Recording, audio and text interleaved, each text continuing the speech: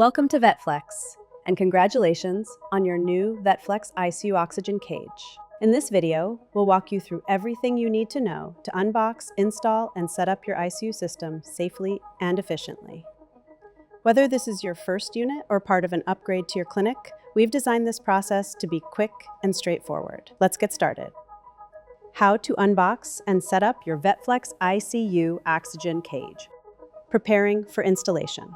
Before you begin, gather the following recommended tools: an impact driver with a Phillips head bit, a box cutter or scissors, a measuring tape. You may also need a size 0 precision screwdriver to remove the AC if any doorway is narrower than 36 inches. An Allen wrench and T-bar are also required but are included in the package. Unboxing the crates. Depending on your configuration, you'll receive either 1 or 2 wooden crates. If you have a hybrid stack, the larger and heavier crate will contain the top ICU unit, while the smaller crate will have the stainless steel kennel.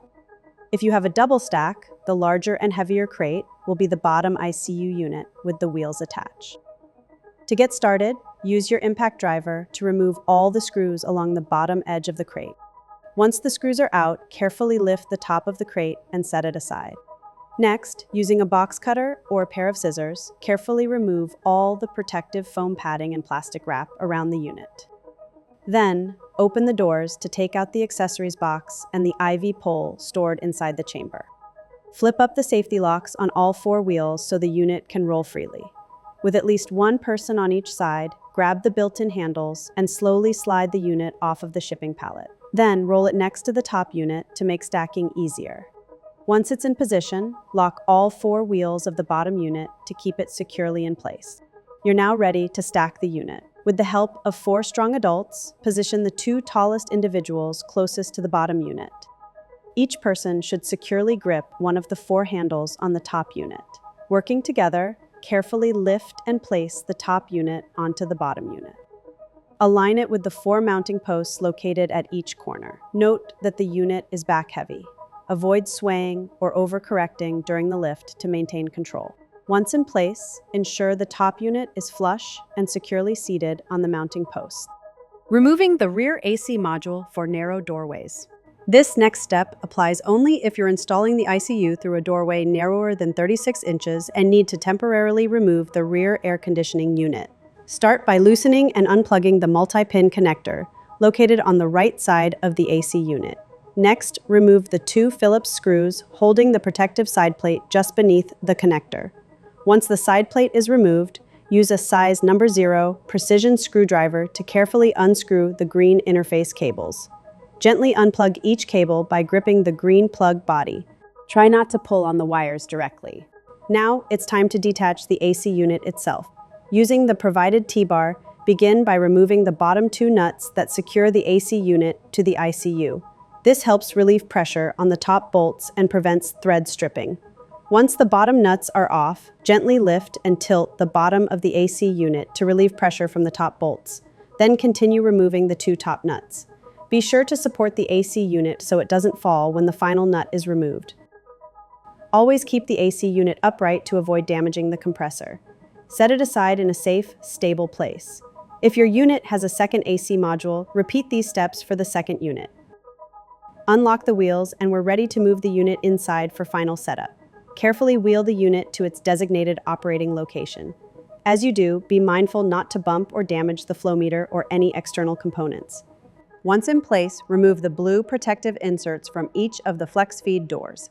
Now, open each accessory box and unpack the contents. Inside, you should find power cords, DISS oxygen hoses, Omeda and Chematron adapters, and a 3-way connection splitter.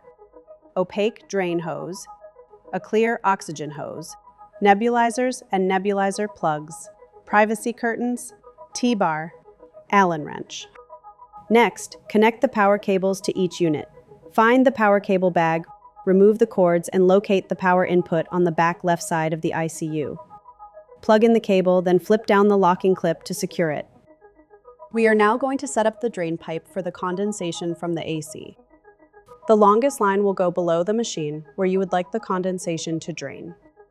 Most hospitals have a bowl or drain to put the hose in. You will find the drain line hookup on the back right side of the AC unit. If there is any slack in the hoses, you can cut them down as you see fit.